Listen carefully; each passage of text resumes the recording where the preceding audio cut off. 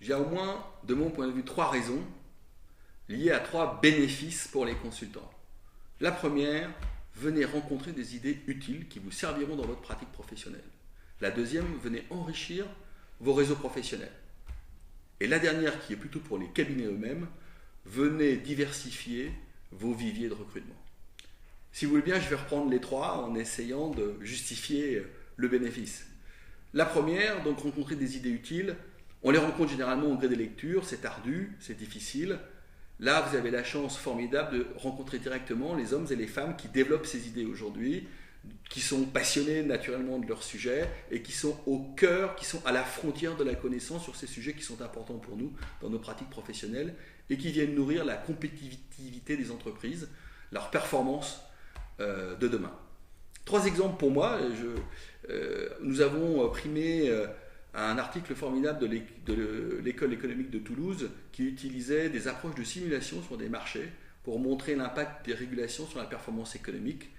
C'est aujourd'hui un sujet dans beaucoup de secteurs où les enjeux de réglementation et de régulation définissent en partie les règles du jeu, de l'activité concurrentielle. Un autre exemple qui me vient à l'esprit, c'est dans le domaine du marketing industriel. Un article formidable qui montrait comment le passage du produit à la solution aujourd'hui venait impacter non seulement les stratégies, mais les compétences clés des entreprises, et que pour en faire un levier de croissance et de compétitivité, il fallait prendre en compte cette dimension des compétences et des capacités, et qui fournissait d'ailleurs des cadres d'analyse, des grilles de lecture pour avancer sur ces sujets. Grilles que j'ai avec beaucoup d'avantages utilisées moi-même dans ma pratique professionnelle. Puis le dernier exemple dont je voulais vous parler, c'est celui de l'agilité. Alors c'est un thème que travaille par ailleurs le Syntec par ailleurs, mais il est frappant de voir dans toute une série d'articles, et cette fois qui couvre toutes les catégories de notre prix, comment aujourd'hui cette question de l'agilité dans le fonctionnement de l'entreprise, dans les modes de management, dans ces systèmes d'information, est au cœur des nouveaux modèles de compétitivité. Deuxième idée, enrichissez, élargissez votre réseau professionnel. À l'heure des réseaux sociaux, je pense que c'est inutile de dire à quel point c'est important.